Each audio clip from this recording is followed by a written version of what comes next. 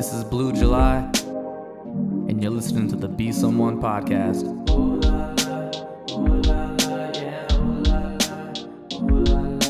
Lights looking bright, the H got the vibe. She's my name on the signs, it's my time to shine. When I was cruising 45, and it crossed my mind that I shine like the sun and that I'll be someone. Hey, welcome everyone to the Be Someone podcast, man. It's your host, Coach Chris Ortiz, and today we are blessed to be joined by Eric Garcia, President of Fury Fighting, Submission Hunter Pro Fighter. Saw that record, 2-0 as a professional, 6-0 as an amateur, jiu-jitsu enthusiast, we'll just say like a martial artist all the way around, man. How you doing? I'm doing good, man. Doing real good. I appreciate you dropping by, man. I've been trying to hit you up for an interview for a minute, man, because I've been super impressed, with all the stuff that you've been doing. And I think we joined the martial arts fray roughly at about the same time. You said you were 27, I was 29. Mm-hmm.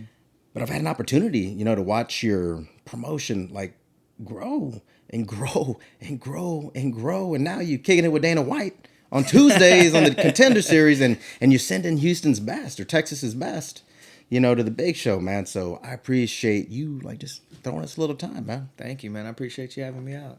It's been a long time coming. Right. I've been real busy, but I'm glad to be here. Good to get out here. Well, hey, man, first question. I'm a teacher, right? Mm-hmm. And when I interview guests, one of the things I like to ask them is what kind of a student were you? Because, I look at students, they're in my classroom, and I like to imagine what is it that they're going to be? When you were in the classroom, man, what kind of kid was Eric Garcia? Yeah. Schoolwork wasn't really for me, man. I did enough to get by. I know I wasn't going to fail. I didn't want to fail, so I had to graduate. So I did enough to get by. And then college really wasn't for me either. I dipped into community college and then transferred out to U of H on doing finance. I was trying to get my finance degree, but I really wasn't much of a student. Now my wife, we're high school sweethearts, and she was big on school. So I kind of just did it, to follow her and stay in her reach, and make sure that she wasn't like, man, this guy ain't going to do nothing with his life. But I always had that entrepreneurship in me, and I wanted to be my own boss. All right. So going to school was just I passed time doing it. Were there signs of that, early on? Were you the guy with the backpack full of candy and stuff, and you were hitting the store in the morning, then selling it for twice as much later? Nah, not really. I mean, I kind of just fell into my own business, man. When I was in college, I worked at a bank, and I was in banking, and that was going to be my plan. I was going to be a banker and get my finance degree. And my older brother, he got into a private ambulance company, and he started running a private ambulance business, and I saw he was doing really well with it. And he actually banked at the bank that I worked at. So I would see these big ass deposits come through his bank, through his accounts and stuff, and I'd be like, "Damn, this kid!" And one day he comes through the teller lane, and he's in a brand new Mercedes. Ooh. And I was like, "Man, this dude is really doing it." And he had been telling me, he's like, "Man, come work for me. We'll get you your own business going." And I was kind of like, I really don't want to depend on family and yada yada. But eventually he pulled me in, and I went to go work for him, and he got me started. I kind of started my own ambulance company, and that took off, and I did that for 10 years. Good guy. It kind of set me up for being able to do my own thing after that, once I got out of that. Did you branch out into other things too, or did you stick to the ambulance company initially? Yeah, so I opened up the ambulance company in 2003. Granted, I had graduated from high school in 2000. I started working on the licensing in 2003. I got licensed to run the ambulance company in 2004.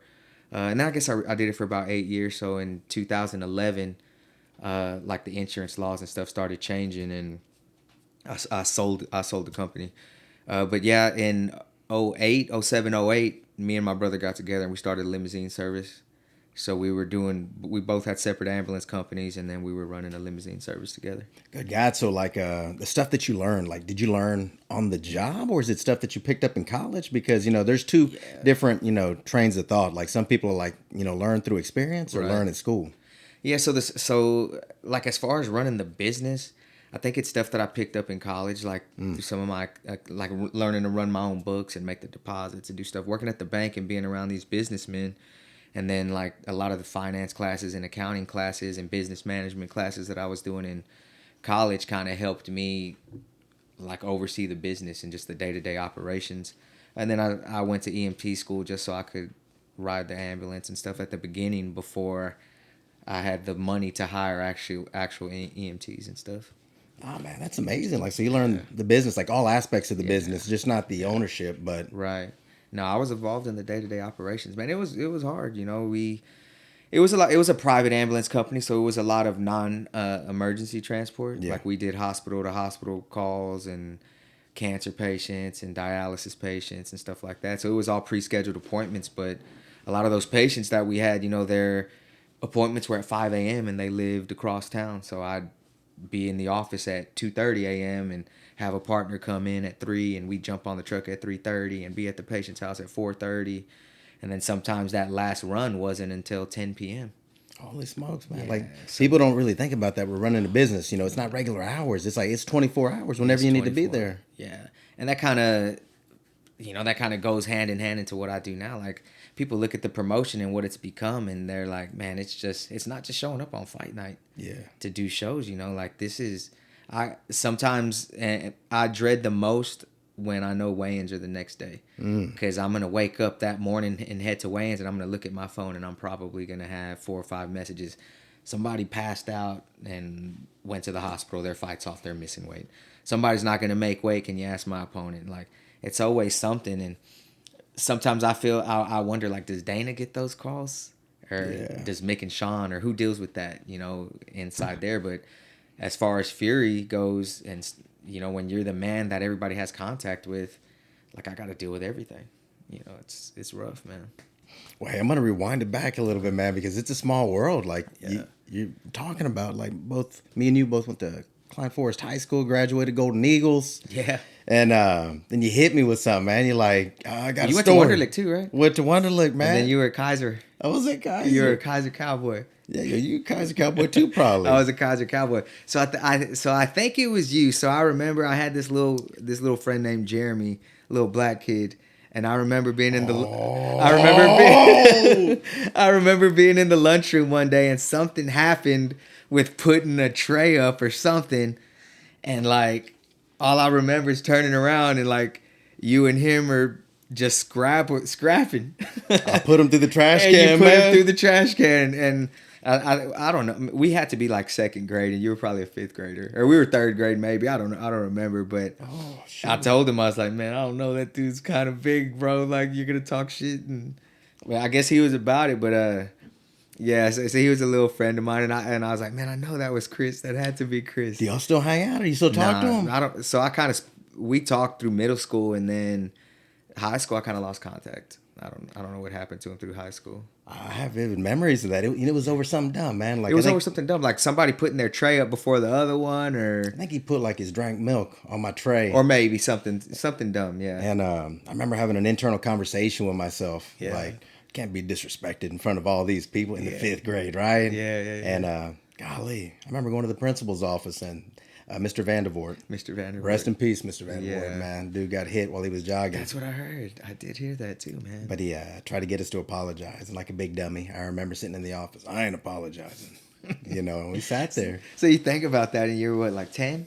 11 years old? something like 10, that. 11 years old. Eric Garcia, man. Oh, I always wondered, does anyone remember that? I remember that clearly, man, because that little dude, he was like one of my best friends. And he used to spend the night at my house and everything. And I was like, man, you got beat up, bro. Oh, shit. I used to tell him, and we used to play football together. Like, we played football together at a, like, Klein Jets type. They were good, football man. outside of that, you know, and I used to tease him all the time, like, because he would get mad at me for getting tackled or something. I said, man, you got beat up at school. Over some milk, man. Over some milk. So what neighborhood did you grow up in? I lived in the Traces. All right. Hey, so you had a little money. I lived nine. Ah, you had a little money. No. Hey, listen, maybe back then people would consider that money, but if you go to that side of town now, Oh, it's rough. Like, it's very rough. That's not money over there, like that part of town.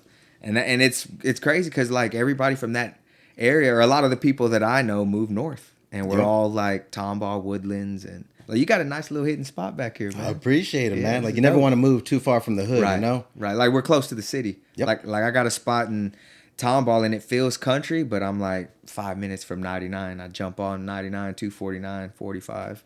Yeah. So it's it's just cool. a nice little middle ground, right? Yeah, for sure. for sure. Good God, man. So, hey, obviously you were an athlete back in the day, man. What sports did you play?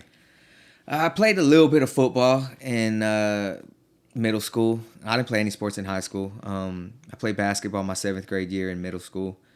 And then throughout high school, I kind of just fell off, man. I went a little girl crazy and That real easy. yeah, and friends really. And after high school, it took some time, but obviously I found my way to Travis Took and jiu-jitsu. Yeah, let's talk about like your martial arts journey. Was that the first martial art that you started dipping your toe in? Actually, no. If I rewind, so when I was 11 and 12, and it was probably after that, after you beat up Jeremy, I actually got in Taekwondo.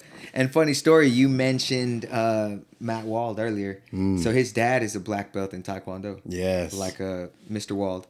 And Mr. Wald's instructor, Master Denny, was my first black belt Taekwondo instructor. Was that all Veterans Memorial? It was no. So actually, yes. So we did it at a church like off of West 34th. Years ago. I was young. I was like 11 years old, and my dad was a HPD officer, and he's the one who found it. And my dad ended up getting his black belt in Taekwondo from him, and he kind of got me involved in it. And I stuck with it probably for like 3 or 4 years. I didn't get my black belt or anything, but that was my introduction to martial arts. Interesting. So you got the Taekwondo background. You know, you find Travis. Were you just in the area? You looked it up, like jiu-jitsu schools and tomball and... Yeah, so you talked about wrestling earlier at Klein Forest. So my little brother wrestled at Klein Forest. All right. And he got into wrestling and he wanted to find his way to jiu-jitsu. So my dad had a friend that talked about jiu-jitsu all the time. And my dad asked him, hey, who do you train with or who do you know, whatever. And he mentioned Travis. And it just so happened that Travis had a gym right in front of Kleinbrook on Bama North Houston. And my little brother was going to Klein Forest and they still lived at the Traces. I had already moved out. I was older. So my little brother started training with Travis. And he trained with Travis for a couple years, did some competitions and stuff. And then I wanted to get into it. And my little brother had already stopped, but I remembered that he had trained with Travis. So I pop in one day and I talked to Travis and I'm like, man, I really want to learn this shit now, and the rest is history, man. I think right up front, I went in there and I paid for like 6 months of private lessons. Oh. And I did private lessons twice a week, and then I would do the private lessons and then I would do the class right after, and I fell in love. I fell in love with it, man. Tell me a little bit about Travis, the instructor, because the people that we have in common, they talk about like Travis, like he got superpowers, right? Yeah, Travis is something else, man. Like he's one of the most soft-spoken guys. Have you ever talked to him? Yeah, I've had him on the pod, on the audio version. Okay, yeah, he's one of the most soft-spoken guys. Like you don't think that dude would ever raise his voice and yell or anything. I've never heard him. But like when it's time to get down to business and start training, man, he's another level. Like I've never felt somebody so technical and heavy on top of you his size, so just the type of guy that he is and the way he rolls, it's amazing. Not only that though, the way he instructs, yes, like he's his instruction's phenomenal. Like he makes everything look so easy and he'll break it down, and it's just fun to be there, and from a white belt to a black belt, yes, like you're gonna get in there and you're gonna learn. Like I went and trained with him last week, and he tweaks just like the smallest things that make such a huge difference. So if you ever get a chance to roll with him, man, you need to. Yeah, man, I've jump on that. Gote has told me about him. Yeah. Todd Moore has told me Yeah. about him. Morano has told me about him. Yeah. Me and Gote and Todd would be in the same room a lot of the times when I first started room. in 07, 08. And these guys. So Todd was fighting around that time. Like I remember. Training, and they were getting Todd ready for like a WEC fight with John Alessio. Yes. And I was like, man, and then Todd fought Shane Roller. And then I remember being in the room and they getting him ready for Shinya Aoki. Yeah, it's a dream. Yeah, man. So it's a lot of history, man. Right. Todd's one of the OGs, Todd's man. one of the OGs. Yeah, he is, man. Got this Texas game started. Yeah, he did. A lot of guys did, man. It's so crazy to see, like, from the era of Todd to like Morano right now, and Ricky, and like all these Adrian, dudes. Yeah, Giannis, all these dudes busting their way into the UFC. Yeah, it used to be a thing, right? Like for a Houstonian or like one of us Texas guys to very get rare. in. It's very rare. Like, and how did he do it? You know, like there was really never a clear path to the UFC. Like, what do I got to do to get there? It was just, man, let me fight as much as I can and hope I can make the right contact and somebody notice me and feel like I got the right record and I've beat the right guys and now I'm gone. Yeah. And I think who was Daniel Pineda? Daniel Pineda maybe could have been the first one. I know that he beat one of our guys, Levi Forrest. It was for the 155 yes, title at Levi. Legacy. Yes. Levi had come down to 155, and Daniel went from 45 to 55. Yes, because they met in Daniel the was middle. a 45 champ at that time. And I believe after that fight, you know, I think he got the call up after So that. I think he beat Levi, and then he did the spinning back fist on Gilbert. I forget what Gilbert's last name was, but he hit Gilbert with a spinning back fist, and it was like a highlight reel on HD Net Fights. Yes. And then he got the call. And a lot of people forget about Mike Swick. Mike Swick he lived in Houston, and he trained at Bushy Bond, and he went through Ultimate Fighter Season 1, and then he kind of got into the UFC. So he was really before Daniel, but I don't think he was like bred in Houston. He like came over here from somewhere else. So. Yeah, man. The Houston fight scene, the roots, you know, run deep. It's I remember amazing, being bro. a young man pulling up to the Arena Theater. Yeah. You know, and you have Silverback, 4 ounce, Yep. GB. Yeah. Golly, they had another guy from the Ultimate Fighter, Hoger. Sam Hoger. He had a pretty mean little camp over there, though. Yeah, the he guys did. coming out of his gym were like good. Artenis Young and Olasai Ambola. He had a few guys over there, man. Some good dudes. Yeah. You know, and there was a time, right, like where Legacy was the only, you know. Well, you rewind and you had Renegades with Saul Solis. Okay. It used to be the Verizon Wireless Theater right next to Hard Rock downtown. Yes. So that's when I remember really wanting to get involved. That's kind of around the time I started. Or before I started, actually. I would take my dad to watch those fights. Him and my grandpa would go, and we'd go to Hard Rock, and then we'd go watch. Oh, what a night. Yeah, we'd go watch Renegades, and that was like 04, 05. That's early, man. Yeah, so I was kind of getting my feet wet, and I was like, man, I would like to try this and do this. And What was it about it, though, that made you want to do it? Because that's a massive undertaking. it is, man, you know, and like, I just loved competition, I think. Like, I wanted to see what it felt like to get in there and make that walk and the thrill, because I had my own business, and I was kind of established, so there was never a thought of the UFC. Yeah. Like, I didn't even know if that was a reachable goal. I thought that was just a huge organization, something bigger. I didn't know, like, somebody like Saul or when Mick was in Legacy, like, that was going to be, like, a starting point to actually get to the UFC. So when I saw it, I had no clue. John Kirk was, like, a big guy back then. I don't know if you remember the Jaguar. But he was, like, 8-0, undefeated. And he would hit everybody with this flying knee, like, right out the gate. And knock him out, and then he'd do a backflip off the cage, and I was like, "Damn, look at this dude here! I think I could do that if I tried it." Yeah, and you hopped in. Like, you had quite the record, 6-0 as an amateur. Yeah. So after that, like, I started training with Travis. It was probably 2007. I think it was 07. And I told you I got all these private lessons, but I met Jace Petrie. Yep. Yeah, I met Jace there, and I started doing privates with him in boxing and kickboxing and stuff like that. And that's when he told me, he was like, man, you kind of know how to kick. Like, have you ever done anything before? I was like, man, I learned how to kick when I was in Taekwondo. I guess I remembered that shit from I was 11 to 14 years old. I guess that shit never leaves you, man. It's like riding a bike. But he started letting me spar with Todd and spar with some other guys and bringing in guys. And just one day he was like, man, you're actually doing pretty good. Why not try your hat at a fight? Like, why not take a fight? So I had my first amateur fight in 2010 for Mick. It was Lone Star Beatdown. I remember that. Were you in College Station? No, we did it. Hurricane Hut? It was at the arena. Oh, the It was at the arena. But what was cool about it, it was when Jason David Frank made his debut. Oh, the Green Ranger. Yeah. So I remember I was the fourth fight of the night on that card. And I remember walking out, and I was like, dude, I don't know if I really want to do this. Like, it's people don't understand. Like, it. And that's why, like, I respect everybody that makes that walk and goes in there, because if you've never done it, it's really hard for you to criticize somebody that goes out there, even if they get even if they get their head knocked off. So when I hear somebody saying, "Man, you should have did this," or "I would have did this," bro, you have no clue, because just the walk from the back to the cage is a fight. Like, well, first off, just making the weight is a fight. like to cut that weight and be on weight. But to walk to that cage and know that, man, there's a 50-50 chance that I'm about to get my head knocked off in front of all my family and friends.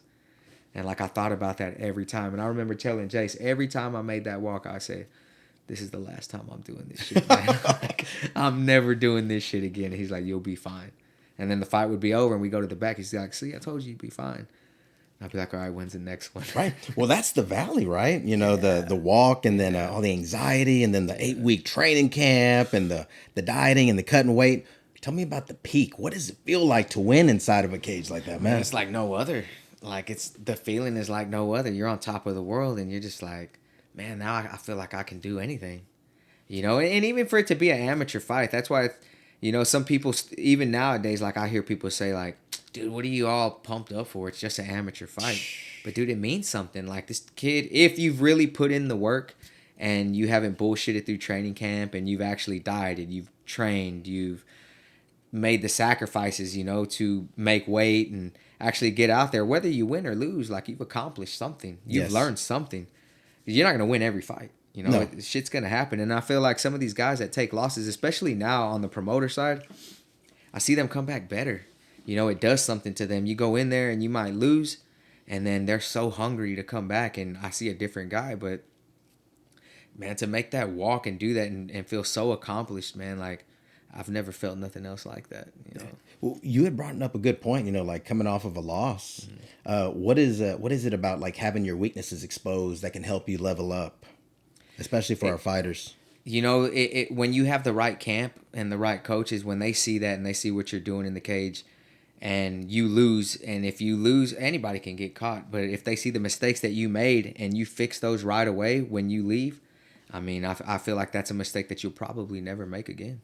Yeah. You know, and y'all got a good camp over there with Morano. Like, he's producing some killers, man. Oh, my goodness. He's got a lot of young guns. Y'all had a guy fight for us this past weekend, Jaden. Mm-hmm.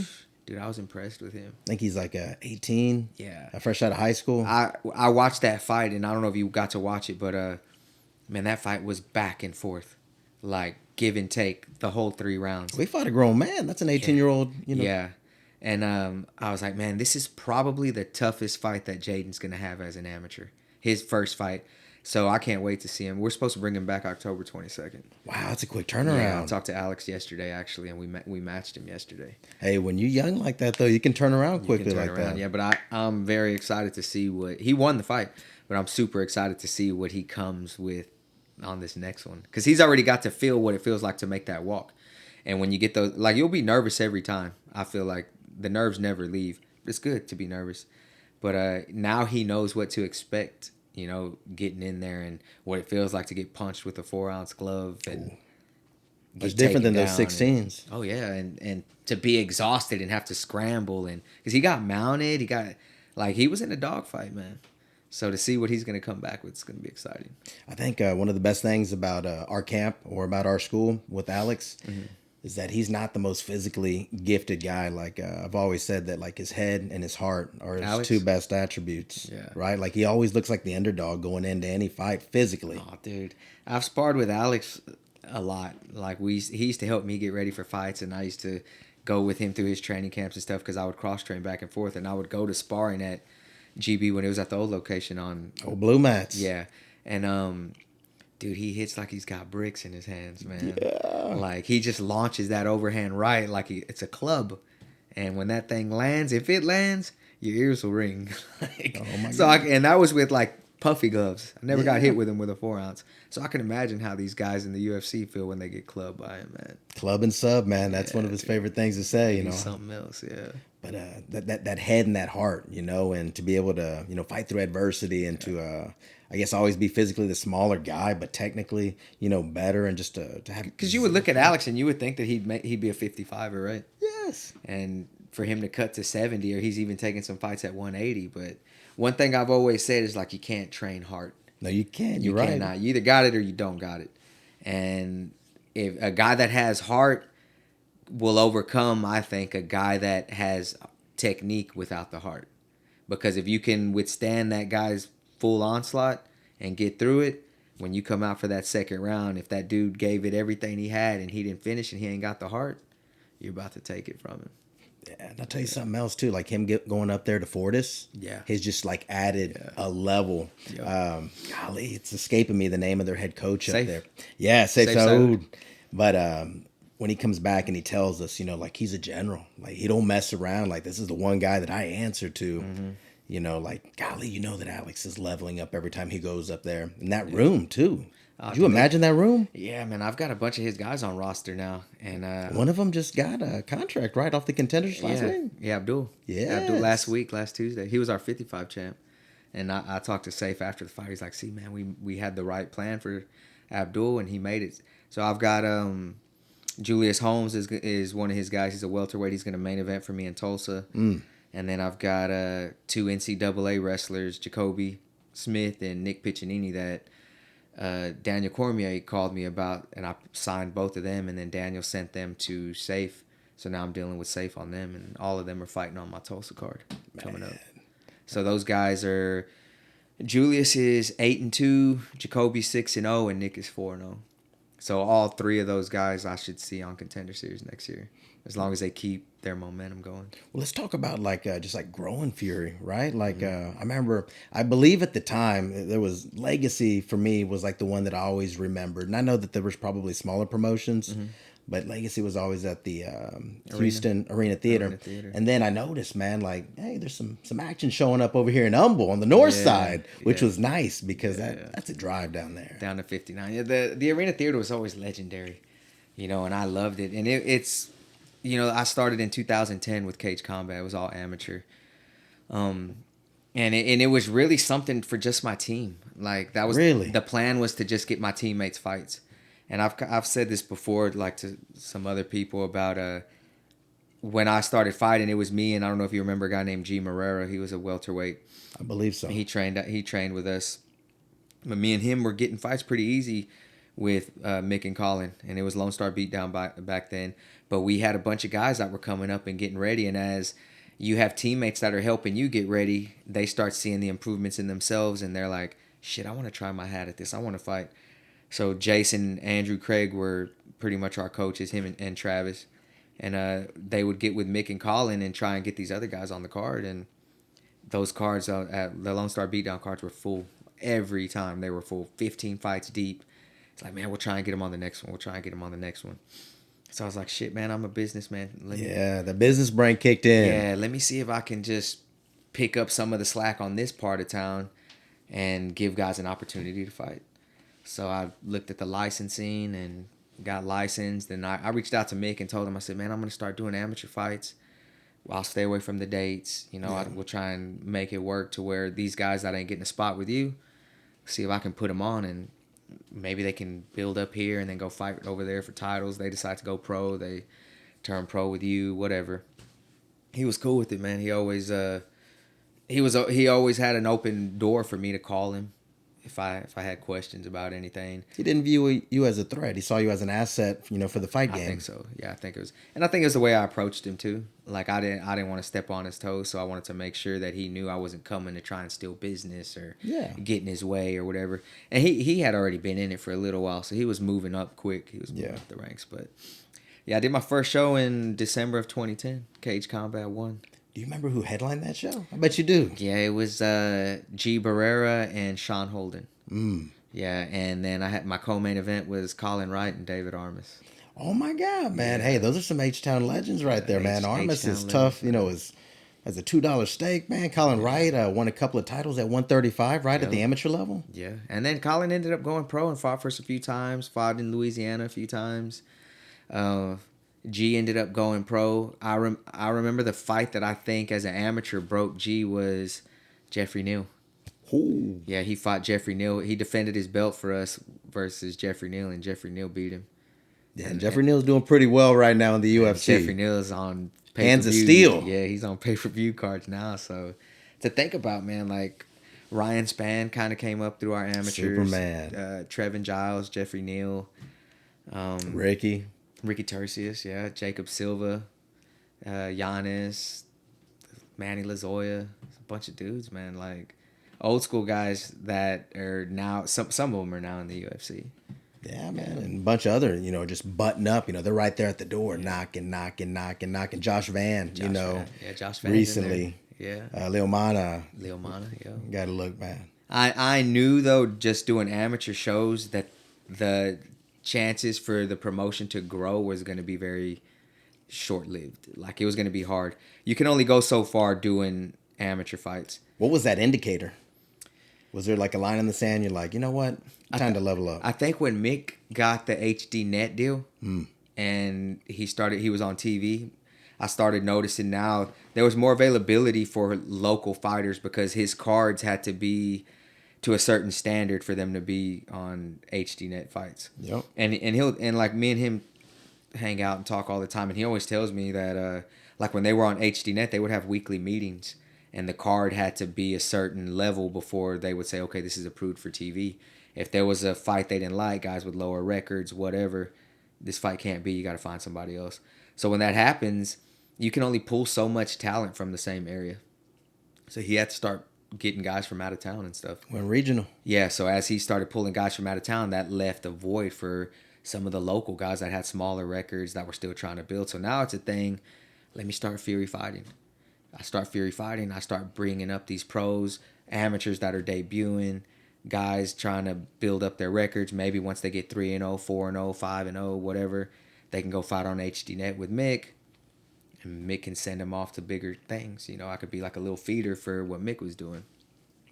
And it worked out. I mean, I started Fury, and a lot of the guys were under contract with Mick, but if he wasn't using them, he was cool about it. He'd be like, yeah, man, I'm not going to use that guy on the next card. You can have him. I would try and match him. He'd get a win. He'd go back. So we kind of worked together on stuff like that. Oh, heck yeah. One hand washes the other hand. But I knew that if I was only doing amateur shows, the chances of me ever being on TV or there was no UFC Fight Pass back then, but it was HD net fights, and I think that was really the only one that was broadcasting stuff. The UFC was on bigger networks, Spike TV and shit like that. But was there a particular show, man, where you're like, we got something? Like, we're about to go big time with this? I think it was years later. I started Fury in 2013, and it probably wasn't until 2019, 18, 19 that I really started thinking we were catching some momentum. And I want to say that Mick had already been called up to work at the UFC. I think so. So that had really left a void here.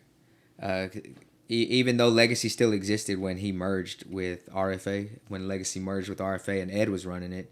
But once I saw Mick step out of it completely, I knew there was going to be a void here that as long as I got super active, we could take over Texas for sure.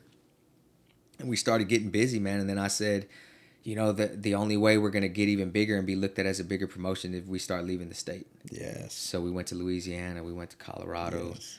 And once we started branching out, then I was like, okay, now I'm starting to notice more buzz around us. And then we were about to do our biggest card in March of 2020, and COVID hit. And the guys weighed in, and we went to the venue the next day, and the state called, and he's like, hey, man, no fights. The governor just shut the whole state down. And I was like, damn, man, this was the coming out party for us. Ricky Tercius versus Adrian Yanez. Oh, man. That was the main event. That was the main event I was going to have, and Leo Mana was going to fight Peter Caballero. It was 2 title fights. So you had to shelf that one because they ended up fighting a little bit further on down the road, didn't they? No.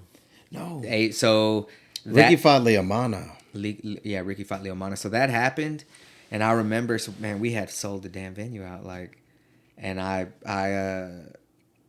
the next day. So when the state called me, I put a group in our Facebook message for the fighters, and I said, hey, no fights, guys. I'm sorry, the state just shut it down, but I'm gonna be at the venue for 4 hours behind the ticket booth. Anybody that bought tickets, just tell them to come, and I'm gonna refund everybody's money. So I sat there and refunded all the ticket money. I still had to cover my expenses. The venue wasn't gonna give me no deal off, but I knew if I ever wanted to run another show again, I had to make right with everybody that was That's on the right thing to do. That's the gentlemanly thing to do. Yeah, so I took care of everybody's stuff. But long story short, Adrian Yanez ended up getting called to Contender Series after that. So he never fought regionally again. He went and put on. Saul Solis, rest in peace, ended up passing away during the COVID era. And then we were the first promotion to come back besides the UFC, but we were the first regional promotion to come back and do a show with all the COVID protocol. Were people like itching to get back? Like, was your phone just buzzing? Hey, man. When we going? When we going? Yeah, honestly, like, and I tell my wife this all the time. Like, it was kind of a good break. Wasn't it? We were building a lot of momentum, and it was growing faster than I expected, and it kind of helped me reset. So it was maybe 6 months that nothing happened really, and it kind of let me reset. And then I got with the state, and they released the protocols, and they said, hey, if you're going to want to do another show, this is what you got to follow. And it was a bunch of shit. We had to quarantine fighters. Everybody had to be masked up.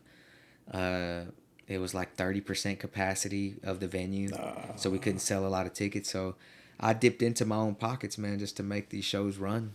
Because normally we didn't have a TV deal. We didn't have UFC Fight Pass. We didn't have no rights fee getting paid. And we had to, if I wanted to be the guy that was going to show that I gave a shit about this sport and I was going to keep the momentum going for these local guys, I had to do what I had to do. So I dipped into my own pockets and paid hotels to quarantine the dudes. All the local guys had to stay in hotels, which was crazy. Everybody had to be COVID tested at weigh-ins, and we had to have the results back like before the fights the next day. And all that was a gamble. I was like, man, what if we COVID test these guys and I lose half the card tomorrow? It was rough, but once we did that, and I saw that, man, I'm popping out these shows during COVID era, people are really gonna respect us now. Well, you built equity with the fighters too, doing something like that. Like, I imagine they had the best view. Yeah, like, Eric's doing this for me, Eric's doing that for me. Yeah, because I remember like years before, it was hard to get guys under contract. Nobody wanted to sign a 4-fight deal with Fury.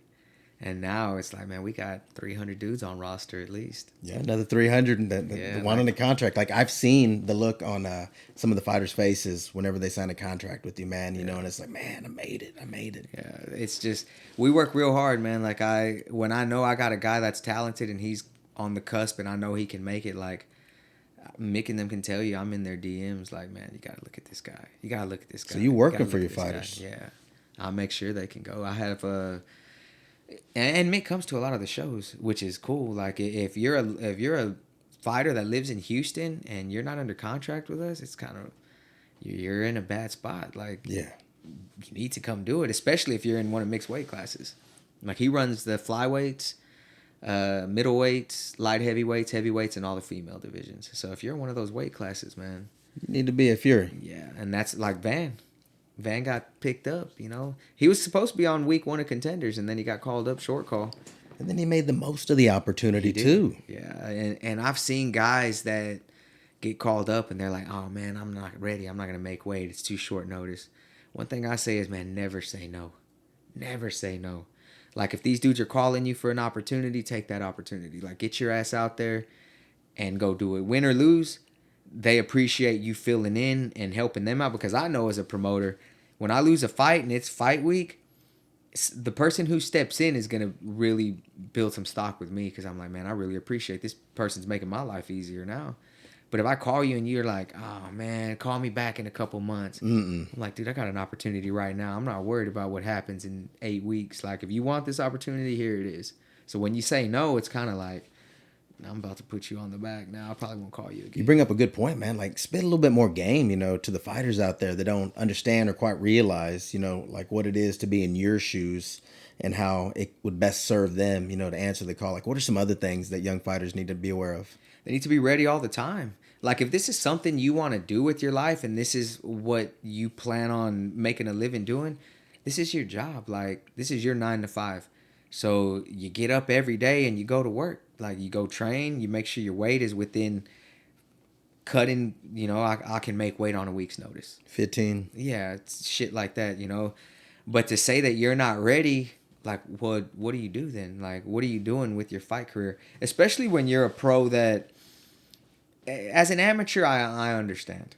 You're not getting paid, you're not making a lot of money, but if you're trying to be a professional eventually and you're getting close to making that pro debut, after you got 1 or 2 pro fights underneath your belt, man, and because we're at a point now where there is a straight path to the UFC. Yes. Like, you can come here and you can fight on a Fury Amateur Series card, You can win a Fury Amateur Series title. I can put you on Fury Challenger Series. You can win 2 or 3 fights there. I can put you on UFC Fight Pass.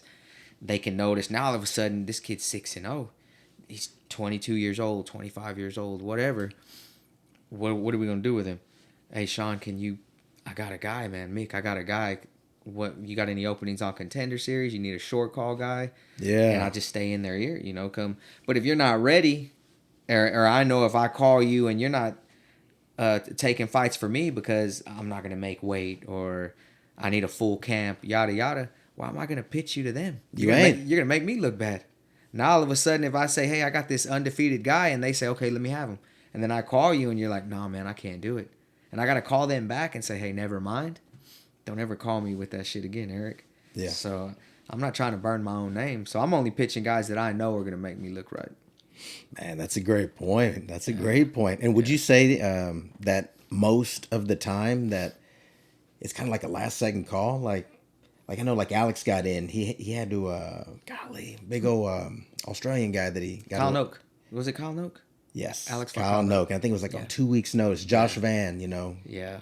I think at that, so like for Van, he was set for Contender Series. Okay. So he knew that he wasn't going to fight for Fury anymore because he was set to fight August 8th.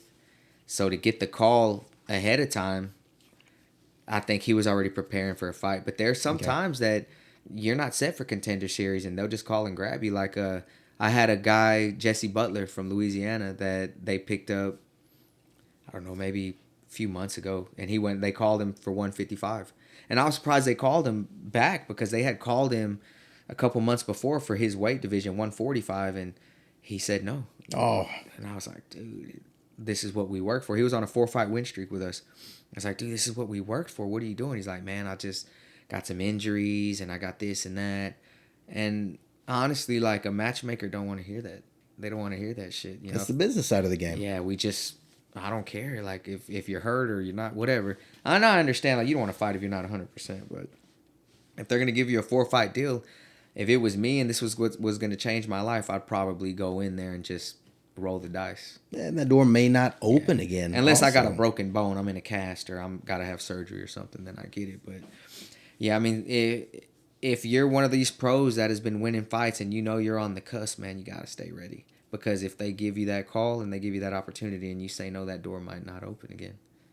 And that's a scary feeling, man. Yeah, because everything you've been working towards is for that phone call, for not 100%, not taking advantage of it, Yeah, no doubt. Let me ask you about this. Like, what happens like when you see one of your guys make it, man? Like, what's going on in your heart? What's going on in your head, man? Not only make it, but then they get that first big win. Yeah. It's crazy. Like, especially with somebody like Josh Van. Because I bred that kid in the Fury cage. He came to us, I think, when he was 18 or 19. And he had 5 amateur fights, got our amateur belt. And then he had 7 pro fights for Fury. And then he got called up. So when I saw that, I knew he didn't have a lot of money, number one. And it's hard for these young fighters that are trying to make it. We don't pay a lot on the regional level. You're not going to get rich here, But my goal is to get you to the bigger money. Yes. And hope that you make the best of it, change your life. Get your $50,000 bonus, whatever. But to see somebody like that get that first dub, man, it's like... And I wanted to go. Like, I really wanted to go, but I had a show the next day. And now that we're able to go to Contender Series and I'm seeing these guys... Oh. Dude, it's such a great feeling. Because I've told them every time they've made that walk to the Fury cage, I'll be like, man, we got this one. You got to get through this one. We got to get through another one. This is the one that's going to put you to the next level. And then when it actually happens and it plays out like that, and they're making that walk out of the cage on Contender Series, and I'm like, I told you so, brother. Now we're here.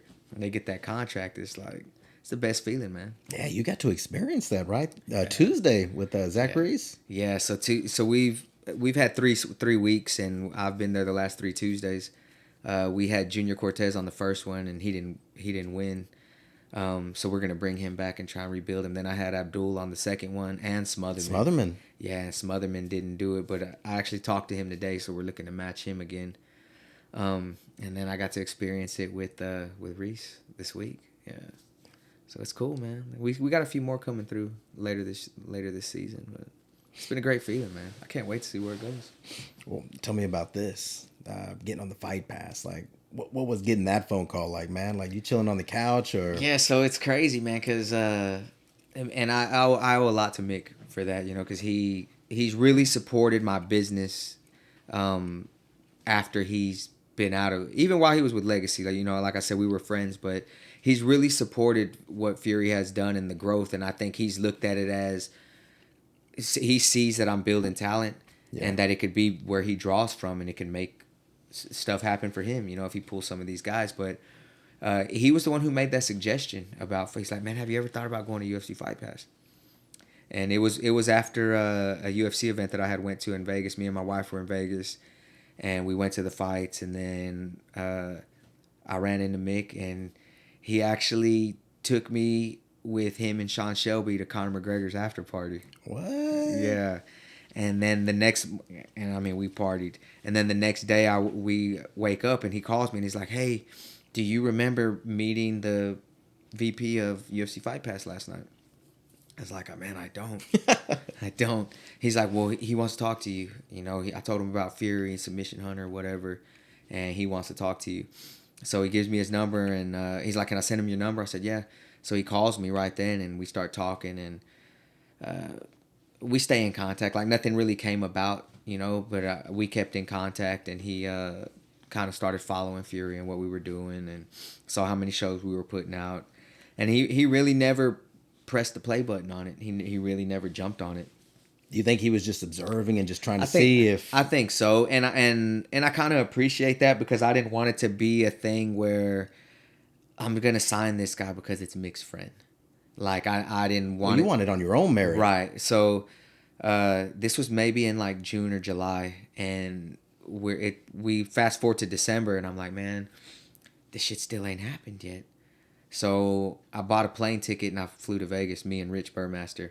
And I get to Vegas and I still have the Fight Pass guy's name, and I'm like, hey, I'm in Vegas. Let's meet up. Let's talk about Fury. So was he even expecting you? No. That's what I'm talking about right there. You went out there and got it. Yeah, so he's like, okay, I'll meet you around the corner from the UFC offices, and we met at this little spot called Sierra Gold. I'll never forget it, because every time I go to the Apex, I drive past it, and I remember this. And we're sitting at a table, and he's like, all right, so tell me about Fury and what y'all are doing, whatever. And I just tell him where we're going, and he's like, okay, so if I sign y'all, like, everybody tells me the same thing. Like, I've signed organizations that promise they're going to knock out 12 shows in a year, and I give them a 12-event deal, and they're 2 years in already, and they've done like 3 events. I was like, man, I'm not that guy. Like, if I tell you I'm going to do 12, I'm going to do 12. If I tell you I'm going to do 15, I'm going to do 15, and I'm going to produce talent. Like, I'm going to make it happen. So he was like, well, let me sit on it. He's like, I'll tell you one thing. We can fix production, but we can't fix bad matchmaking. And I never forgot that. And I knew, like, I'm going to make sure that my fights make sense. So this was in December. In January, we ended up getting a 6-event deal for 2021 is when I got on Fight Pass. And my first show was going to be March of 2021. So from March, he gave us a 6-event deal, and I was like, man, I'm going to show him that I'm not fucking around. So from March to December, we did 13 shows. Yeah. And at the end of the year, so from March to December, we did 13 shows. CJ Vergara versus Jacob Silva was the first one. And they said when that fight was going on, like, the viewership was just pop, pop, pop, pop, pop, because they were beating the shit out of each other. And Mick was there in person, and it was still kind of COVID. We had to have masks and shit, and it was supposed to be at like 50% capacity, and I put 150% in the venue. And I remember walking by Mick's table, and he's like, bro, this ain't no 50% capacity. But he was like, he was on his IG and shit, and he was sharing shit. And I think the Fight Pass team saw, man, UFC matchmakers there. Shit's going on. And it was really cool for him to do that, because it really helped solidify that I belonged on Fight Pass. And then he picked up CJ Vergara after that and signed him to Contender Series. And CJ ended up getting a contract. He knocked out the guy. He was a 4-1 underdog and TKO'd the dude in the first round. But we got on in March. Then I did another show in April. Then Dana came out and did Looking for a Fight in May. And then later on that year, Dana came to Colorado and did Looking for a Fight in November. So like that whole first year, man, it feels like it flew by, but we really solidified that we belong. Was it like a fever dream? Like you're kicking it with Dana White and he's out there at your event, you know? Man, it was... So Dana's... Like, I never really kicked it with Dana White. Like, I see him in passing and stuff, and I've been fortunate to go to some UFC events and get to go to his room, like his green room, and where he's got food and drink and watch before the fights and after the fights, stuff like that. But Dana's real private. You know, he's a busy man. He's business. He's like, handle his business, he's in and he's out. Like, he's not going to go kick it, because I'm sure if he did, everybody's going to swarm him. And see him, I did get to see him at dinner, though, last year in December. Like, we went out there with Mick and his wife for their anniversary, and we had dinner at Delilah's at this super fancy steakhouse. And I look over, and Dana's sitting right there with Hunter and everybody at the table. I'm like, "Hey, Mick, there's Dana." And Mick's like, "Oh, holy shit!" So he gets up and goes and tells Dana what's up or whatever. And then Dana walks over to the table and shakes my hand. And he never, like, Dana's the type of guy, he meets so many people. He's like, "Have we met before?" It's like, "Yeah, man, you've been to 2 of my shows looking for a fight, you know?" But anyway, he was like, "Well, you know the UFC Christmas party's tomorrow. Y'all are coming, right?" So I was like, "Well, we weren't really planning on it, but..." I see you there. Yeah. So afterwards, Mick's like, "Dude, y'all are going to stay another night and go to the Christmas party, right? This is an opportunity of a lifetime." So I told my wife, I was like, "Are we going to stay?" Or she's like, "Yeah, we're staying." So we ended up going to the Christmas party, which was a cool experience. But yeah, man, being on Fight Pass and like getting that deal, it's been great, and it's been great for Houston, you know, and everybody around me, and it was a benefit to everyone, you know. Just for me to get on Fight Pass is cool, because it really helped the growth of Fury and like solidify that Fury's doing something big. But the opportunities that it opened, you know, for my staff to have more shows, to get paid, you know, more frequently for events, and then for fighters to be able to get their faces seen, you know, in front of... Because I feel like most of the time, the guys that are getting picked up for Contender Series are coming off UFC Fight Pass organizations. Yeah, makes sense, right? Yeah, because it's a feeder system. That's where they see them, you know, whether it be us, Cage Fury, LFA, Cage Warriors, you know, any of the other organizations. What is, like, we'll call it a 10-year plan, you know, for Fury? Man, I don't know at this point. You know, I feel like we're on the right track. I think eventually all good things come to an end. Oh. I would like to see a bigger company come by us. Yes. But still allow me to run it. All right. You know, to where I can run it and keep my same staff, but to know that, okay, now I've sold it, I've got some security for the rest of my life with my family and stuff, but I can still run it the way I run it, because I've built it to the point where somebody actually wanted to buy it. And it takes a lot of the other, you know, additional pressure off your back. Right. Because people don't understand, like, when you're messing with your own money, it makes shit a lot harder. You ain't lying. Yeah, so if I could make fights and not have to worry about a budget, dude, I could make some killer fights. Through the roof. Yeah. Man, well, hey, make some killer fights. We're coming to the end of the podcast, man. Like, I appreciate, you know, you stopping by the crib, man. Like, it's been really nice chopping it up with you. I can't believe I'm connected because of Kaiser Elementary, baby. Fight, man, in the cafeteria. Kaiser Cowboys. But I'm glad you told it, man. Yeah, that's cool, right? Where can people find you? Where can they find Fury, Submission Hunter Pro? We're on IG. We're on OnlyFans. Oh, Fury fighting on that ain't OnlyFans. naked fights, is it? Nah, man, nah. Yeah, so people have a weird thing about OnlyFans. Like, we do exclusive content, like with our own Fury Unleashed podcast, with locker room stuff with the fighters warming up, behind the scenes at weigh-ins. Dude, that's the fun stuff. Yeah, so the stuff that they don't get to see, you know, guys getting their hands wrapped, all that stuff. We're on at Fury Fighting on IG and OnlyFans, at Fury FC on Facebook, Submission Hunter Pro on IG. You can find me at EricG831 on Instagram. I do have a private account, so if I don't tell you, I might not say okay, but yeah, you can find us, man. Google Fury FC, Fury Fighting Championship. Yeah, well, I appreciate, you know, you stopping by the crib. Yeah, no doubt, man. Awesome, man. Hey, it's the Coach Chris Ortiz at the Be Someone Podcast. Got Eric Garcia. Y'all take care, have a blessed day, and go out there and be that someone. Man. Lights, camera, session. Use the flow, molasses. Blue the line, my fashion. Future brightening glasses. Applause from the masses. This is the Be Someone podcast.